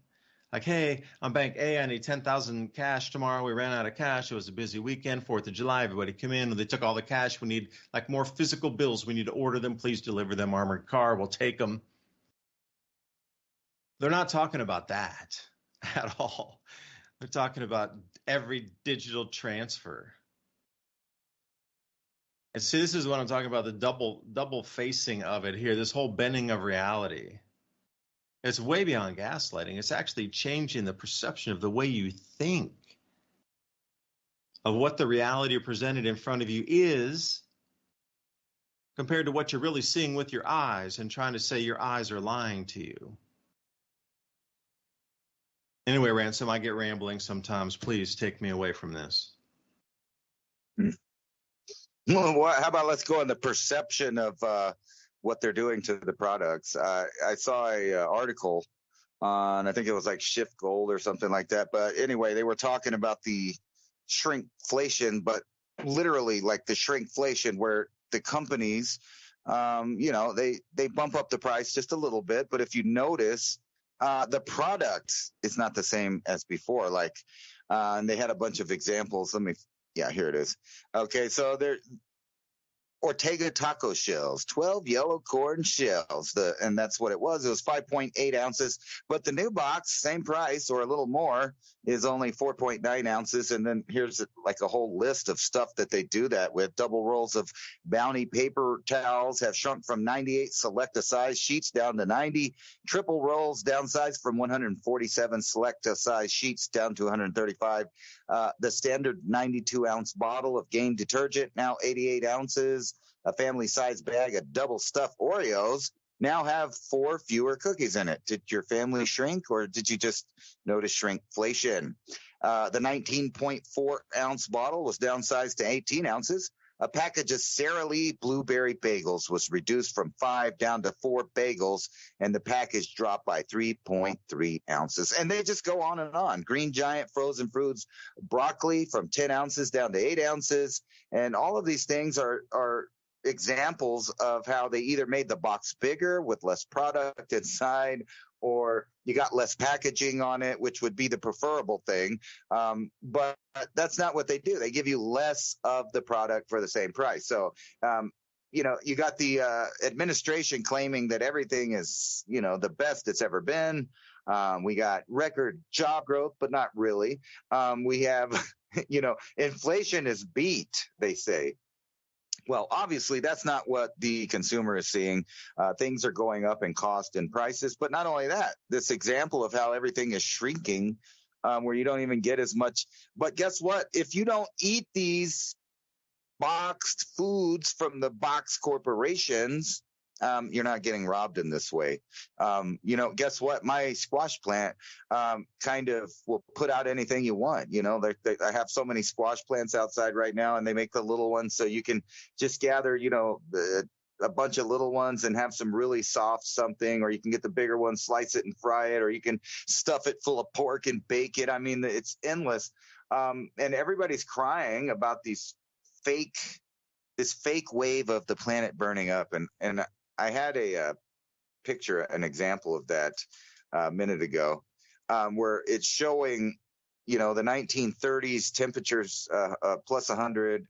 You might have saw that. That's Tony Heller put that out. So this is a map of the U.S., and it shows above 100 degree Fahrenheit in 1936 and above 110 degrees Fahrenheit in 1936. And you can see that they were having a massive heat wave, and there's way more dots of this hot weather from coast to coast, like right under Maine, right around Massachusetts, Rhode Island, all the way up to the Canadian border, all the way to the West Coast and down into my parts. And then you look at the map for above 100 degrees for 2023 and above 110 for 2023, and you find probably 1/8 the amount of places that are actually hot or hotter than normal. So basically no difference. And you notice they leave out the parts of the world that are cold. They just don't talk about it. The other day, I was looking at the local news, and they were talking about, El Paso's going to hit another record of 109 degrees. And we just took the temperature at the hottest part of the day out at the El Paso Sunport Airport, International Airport, right out there on the tarmac where the jets are there and they're blowing, and there's no water near it. There's no trees near it. There's no nothing that would bring the temperature down normally. But no, they have a thermometer out on a giant area of nothing but asphalt and concrete where jets drop down constantly, pushing out exhaust, jet engines, which increases the temperature, by the way. So they're telling people that, but what they're not telling them is like right over where I'm living. Okay, it was 105 today, but if I wanted to, I could drive 15 miles away and it was only 85 degrees because it's right up in a different elevation. But they weren't, on the news, they're not saying, hey, look, in Ruidoso, it's only 85 degrees up there. Maybe you should go up there. You know what? And another thing they don't tell you, I've realized they put the little things out and they got everybody used to one emergency after another. I'm sure you remember in the 90s when the news was putting out in the early 2000s, all the ozone warnings on the news, making you think you were going to die if you drove out and you drove through the ozone that was sitting on the ground. And that all of that being due to man-made pollution and look what we're doing and stuff. And then, that kind of everybody kind of just ignored it after a while, right? So that wasn't that popular. So then they started putting out the UV indexes, making you think that, if you went outside for any minutes at a time, you were going to completely die of skin cancer. But now they don't really push all of that stuff at the same time. But I realized they should be at certain times, but that's the times they don't. So like I was watching the UV index, and if anybody has ants out there, pay attention to the ants in correlation to not only the UV index, but also what is it? The cosmic, what do you call that? I always forget. Anyway, the index of the solar particles coming in, and they are smart. So if you don't want to deal with technology, just look at the ants. They tell you when you should be outside and when you shouldn't be outside, or at least the harvester ants here. So I bet there's a direct correlation between like when the index goes up to 9, 10, or 11, which is on the highest end of the UV, and down to like they'll be out around 2 and 3. So 1, 2, and 3, they're just out. They're doing all of their business. As soon as the UV index goes up, they go back in their hole. They stop working. They take a break, have a siesta. So if we just use nature to look at, that's what we should be doing. And meanwhile, they're trying to convince you that, the earth is having unprecedented heat waves. My kid the other day was telling me about articles he saw that said the earth is the hottest it's ever been. It's never been this hot ever. Can you believe it, David DuByne, that, we have hit a record of the hottest earth ever, supposedly, but not really? No, even that statement's silly.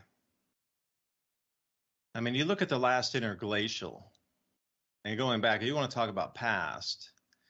And, some of these articles kind of make me sad that humanity's driven down to this level and that people in the news can lie this much and can tell this many untruths and expect you to believe it. And if you question it and say, that sounds a little outlandish to me, I just want to ask a question because it sounds a little outlandish. I never heard a time frame of 125,000 years before. Because literally most time when you hear things in the climate debate, it's always like 100 years, a satellite record, this sort of thing. And even if we talk about history and prehistory, you know, the birth of Christ, 2,000 years prior. So if I say, tell me a culture that was 3,000 years prior, but don't mention the Egyptians, then what was there? And if I say, mention something 5,000 years ago, but not anything in the Egyptians, what could you point to? You know, if you go to Petra, for example, would be a good example, the Hittites. But go further back into Samaria, and then it kind of stops. And then you get this Younger Dryas period where they had a cometary impact on an ice sheet, and then we lost 3,000 years of time. You know, after that cometary impact, that thing would have hit on the ground. Okay, you got 10 years of complete cloud. Humanity's, you know, bottlenecked back in, hourglass back into what, 10 million breeding pairs, maybe 10 million. Okay, but then they come out of that. But then there's 3,000 years of stable climate before the 8,200 year event, or the 8.2K or the 8.1K. Depends if you split in that 50 years. If you think 8,100 years ago, we can define it down to 50 years or 51 years. That's where you come to the 8.2K or the 8.1K event. But anyway, massive drop in temperature. I mean, massive drop in temperature. Completely wiped everything out that was anything remotely close to a civilization at that time. So you had 3,000 years prior, after the Younger Dryas, and it started to form some massive civilization, you know, 8,000 years ago, and wham, the temperature drops, you know, 10 to 12, maybe 15 degrees Fahrenheit in many places, average global temperature drop off of that time. And you look at today's temperatures, and we're still down in the cooler range, but go back 125,000 years. That's why I was trying to bring the big number up. You know, to put that in perspective, even talking about 12,500 years ago in human history. I mean, you ask the average person on the street, okay, tell me about human history 12,500 years ago. Very few would know the Younger Dryas impact even occurred at that time. Now, what was prior to it coming out of the Ice Age? There were still saber-toothed tigers around, mammoths like Ransom talked about. You know, they make it seem very primitive back then, but what if it was much more advanced because they had had 40,000 years of stable climate during the Ice Age around the equator to 25 north and 25 south to create societies. Like once that 2 miles of ice had settled in over the planet, say 70,000 years prior, it would have been locked in for 40,000 plus years. And you got to realize what we've developed here, it's not even 8,000 years old. You know, history really starts 7,000 years ago with the Sumerians. So you think about 7,000 years to bring us to rocket ships and computers and everything. So from 70,000 years prior all the way to 20,000 years prior, they had a very stable climate. That's 50,000 years. And I'm going to be kind and only say to 30,000 because we talked about that boundary mark earlier in the show where it seems like the great year when it turned there, something got incredibly disrupted. So I gave you from 70,000 years ago to 30,000 years ago. That's 40,000 years of stable climate where you could grow crops, you could have excess for nutrition, which allows people to think and create. So I'm not even going to go back to the last interglacial where it was actually warmer than today by about 1.5 to maybe 2 degrees Celsius. Just the average temperature through their entire interglacial was about 1.5 to 2 degrees Celsius warmer based on ice core samples, the Greenland Ice Survey Project. 2, which was the gold standard for global temperatures until it disproved the point of, wait, it was a little warmer in the past.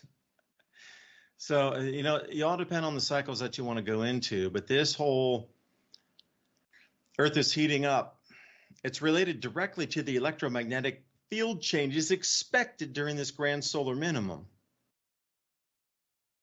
And all these electromagnetic field changes that we're seeing are affecting the jet streams and cloud cells, the amount of UVB that's going to hit the planet. You know, this interconnection between the sun and the earth is never discussed. For thousands and thousands and thousands of years, we always looked at the sun. They worshiped it. They studied it. They had entire classes of people just to know what it was, the priest class. That's what they did. They studied the sun, ingested materials to allow them to jump into different dimensions, to intermesh with our dimension. But one thing that was constant from prehistory, as long as you know, up until 100 years ago, is they followed the sun. There was something so significant and so important with soul up there. So this is the only time in human history, you got to put, I don't say this is a huge statement, this is the only time in human history we have not followed the sun. Or maybe it was like that with the Mayans too, and we just get a different version of what Mayan history was, and maybe their general populace was just as non-observant as ours is. I don't know. It's just writing history.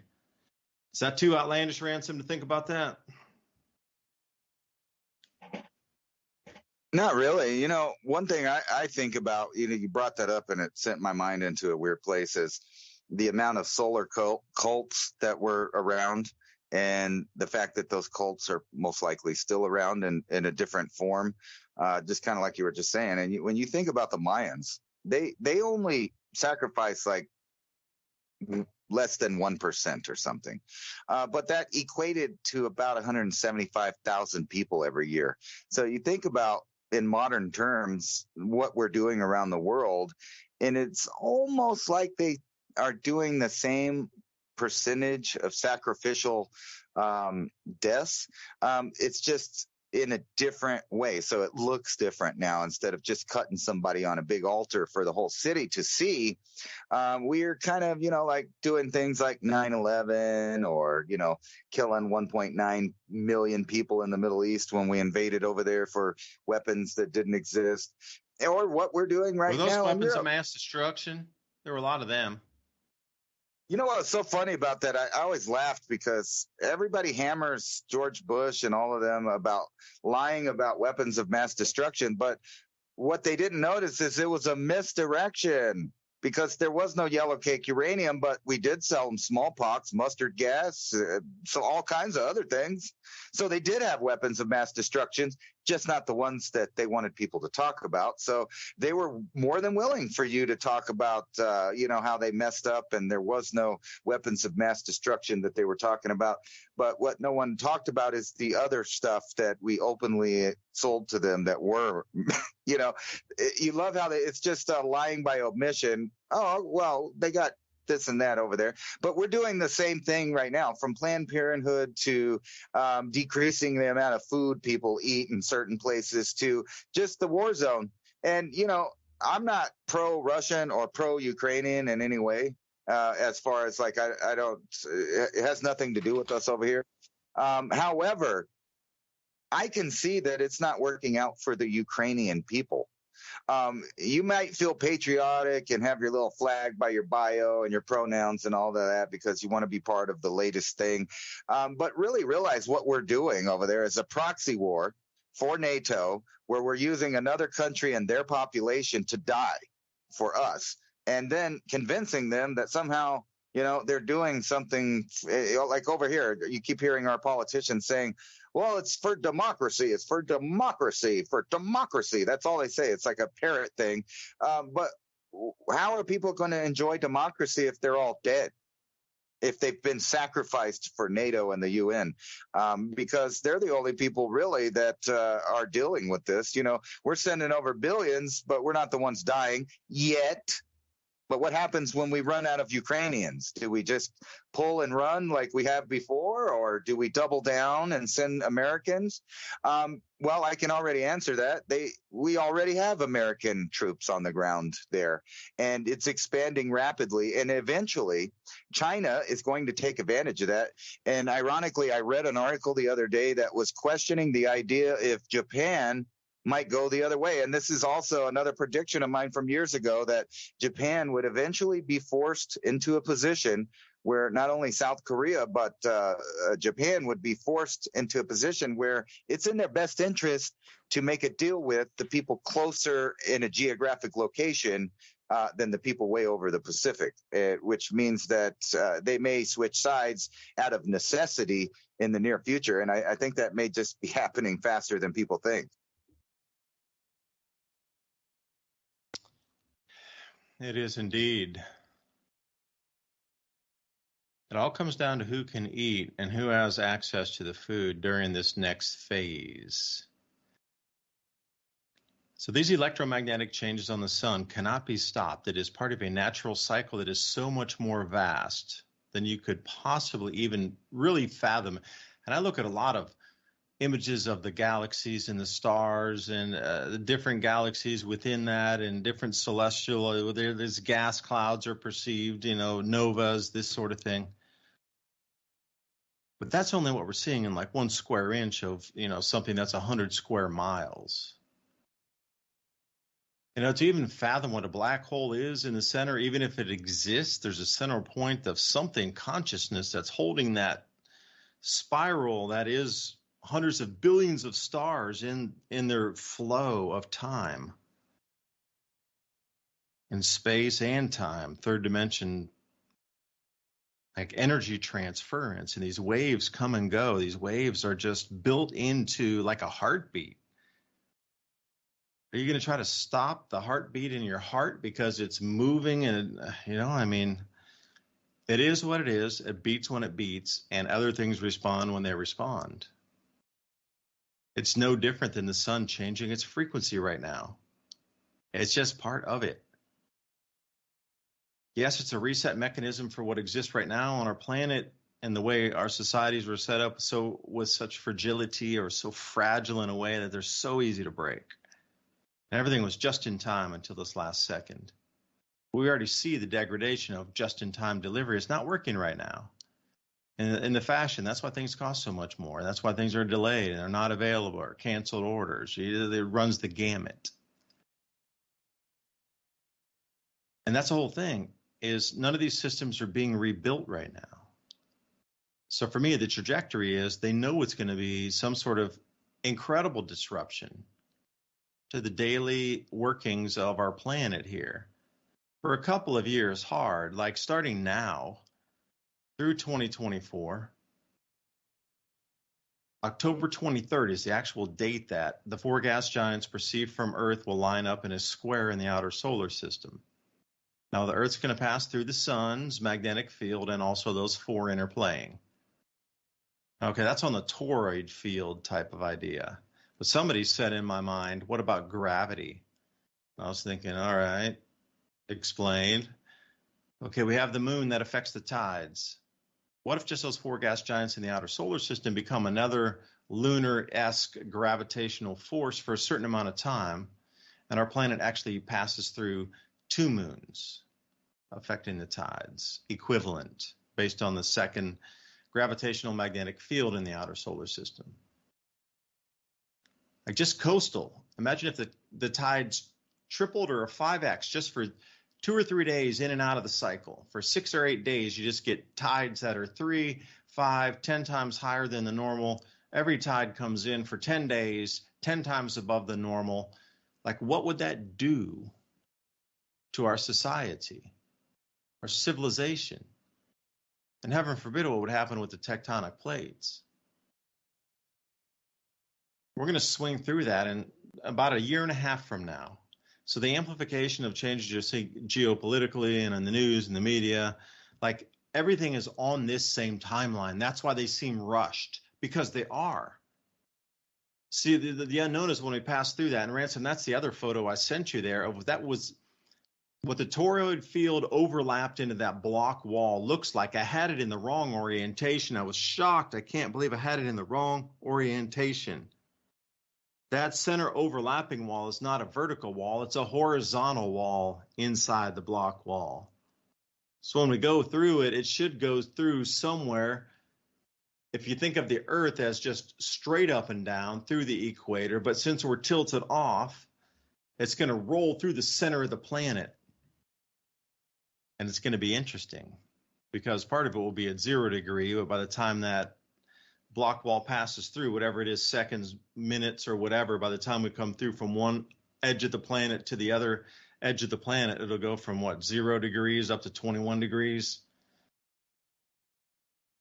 From the equator to 21 north, it'll like get this like wedge of consciousness, something this strange going through this block wall.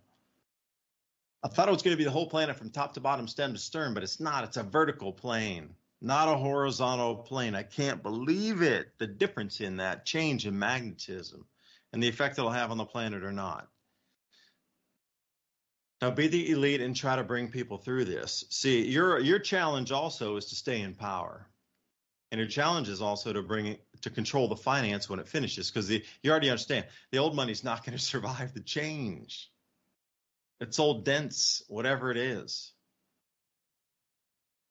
There'll be a lot of earth change, a lot of just things will be different. If you can't value things property-wise, because every single coast of every single continent got wiped out by 10x bigger tides, that's a complete write-off. Like nothing has value at that point. You need to start over. Completely over. And this is where it brings us back into these cycles determine the rise of civilization and the fall of civilization.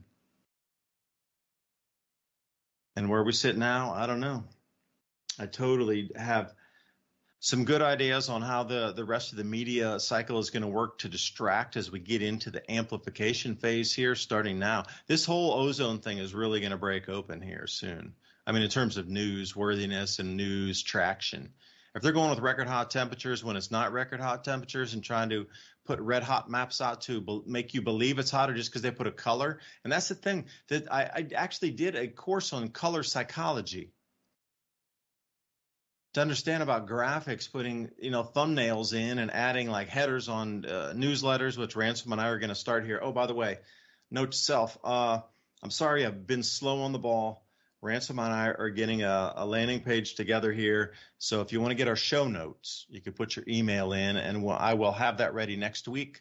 So if you want to join us, get the show notes, maybe you're a little busy to try to understand what we said. We're going to try to put it in a one pager, maybe just bullet notes of what the biggest points we talked about, maybe some subcontext or something. But anyway, I'll try to get that landing page completely finished. I started on it with some graphics, but I never got the sign-up box integrated there with my MailChimp. My bad. Slow on that one. But Ransom and I will put this out if you feel like joining us and want to get the show notes, please. We'll send them to you after that. But the world we enter, Ransom, seems like it's expendable. It's gone. It's already been written off. Let's start with the new one. So what do you think? Where does it go first is the question. I just kind of wanted to throw a little weird idea out there, and kind of a question hypothesis at the same time. A long time ago, we know that all the ancient people were wearing red ochre, and the more I, look into, what red ochre is, it's basically just iron molecules. But what I found out is that they're the perfect sunblock. Not only are they the perfect sunblock, but they also treat sunburn. It also treats sunburn, and it's healthy for the body. But on top of that, there is some weird phenomenon, and I've been doing a lot of research on humans and their ability to detect the magnetic field in true north. Now, guess what those red ochre molecules did at the time? When they smeared them around their body, the paint would align with true north. So, in other words, there was a thin, magnetic film on a human being body that would make you more sensitive to the magnetic field. Now, think about those three things. It blocks you from getting sunburn. It enhances possibly your ability to detect the magnetic field and which way the field is going, maybe even allowing you to be protected at some time. But then also, being like a vitamin that is absorbed to the skin and also treats burn. So in the near future, you never know. You might have to look back into why did they cover themselves with red ochre? Was it just for paint, or did it have another reason? Because I don't think it was just for paint. And think about this. They also covered the dead in it. A lot of different people, from the red paint people in the Americas to several European and other people back into antiquity, did this thing with red ochre. And some tribes in Africa and South America and the Amazon still use a form of that. And just think about the idea of that. They knew something about that specific substance and went all the way to the point of smearing it all over the skin. And that wasn't just in primitive cultures, but all the way like the Minoan cultures and different people like that in the Mediterranean that were portrayed as very fair people. The men who went outside all the time were portrayed as red because they were covered in red ochre and also getting tan. So I know that was a lot to cram in the last couple of minutes, but what do you think about that hypothesis that the people of ancient times knew various different reasons to actually smear iron all over their skin at certain times, including times where the magnetic field was collapsing? And it makes me wonder if that's part of why Cro-Magnon man outlasted some of the other human species like Neanderthal, Denisovan, etc. Yeah, because you think about it too, first derogatory statements toward first peoples or original peoples was redskins. Right, so it goes right in there. That would be, Central Plains, anything in Canada, Florida, Blackfeet. It doesn't really matter. Cherokee here, but they also at that time considered any of those of the indigenous peoples as redskins. So that matches perfectly with the red ochre. It must have been a global phenomenon where everybody knew that through high radiation events. If you smeared this on your skin, you could still go outdoor, like wearing heavier clothing or something. But then you wouldn't need the manufacturer of clothing if you just had this and you were working with natural materials and living in tune with the environment. It could manifest by just thinking, blending molecules, rearranging atoms through thought, just harmonic frequencies. That's it. Thank you, Ransom Godwin, tonight. DuByne signing off, Revolution Radio, Studio A, many ICH Conversation.